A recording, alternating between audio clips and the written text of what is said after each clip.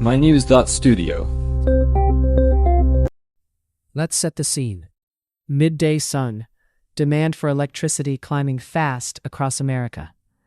Can solar really keep up as the appetite for energy keeps growing? It's January 26th, 2026. Here's the big story. Last year, the U.S. saw electricity demand rise by 3.1%. That's one of the largest jumps in 10 years. What's behind this surge? A few things came together. Data centers expanding, more electric vehicles in homes, and new industry. Altogether, these added 135 terawatt-hours to the grid. That's huge. But here's what stands out. Solar covered 61% of that extra demand, which is about 83 terawatt-hours. That means solar generation jumped by 27% compared to the year before. But is solar just helping out during sunny hours? Or is it meeting demand when people actually need power most? During peak daytime, so 10 a.m. to 6 p.m. Eastern, solar actually met the entire rise in demand. At those hours, solar isn't just filling a gap, it's carrying the load. Wait, what happens after sunset? That's when people still need energy, right? That's where battery storage changed the game. Last year, battery capacity additions soared by 133%, reaching 26 gigawatts. Batteries let solar become an all-day resource, not just a daytime one. Can you give a real-world example of that? California shows it well. Over 6 years, solar and battery generation there rose 58%, but the power delivered at the sunniest hour only went up 8%. The difference? Much of it's getting stored and then used in the evenings and at night. So, batteries are making solar useful even after the sun sets.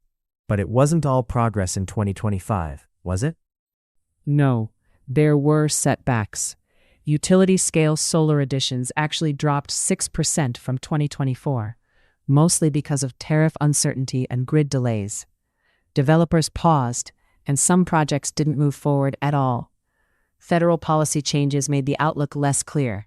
And it's not just the big plains. Residential solar also slowed down, especially in California, after changes to net metering rules. Why do these kinds of obstacles matter so much?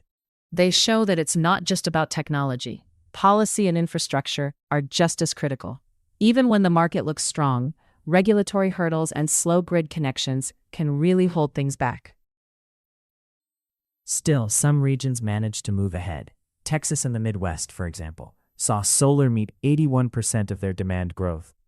In Florida, solar grew so fast, it actually reduced fossil fuel use. New Mexico stands out too. Solar jumped from 7% to 17% of the state's electricity in just 2 years. That's what rapid scaling looks like. What can other regions learn from these examples? 3 key things. Match solar rollout to demand growth, ramp up battery storage alongside solar, and use geographic diversity to balance the grid. But this isn't only an American story. Why does it matter for the rest of the world? The U.S. is showing that large-scale solar can be reliable in a big economy. Other countries can see that renewables really can scale up fast enough to meet rising demand. The formula is simple. Match solar to peak demand, invest in storage, and keep the policy environment steady. So if costs keep dropping and storage keeps improving, could solar eventually meet all new demand growth? According to the data, yes. The U.S. could reach a point where solar covers 100% of new demand growth. That's a roadmap for other countries aiming to decarbonize their grids. To wrap up, last year was a breakthrough for U.S. solar.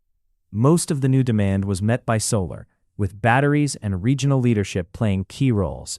But policy and grid challenges are still in the way.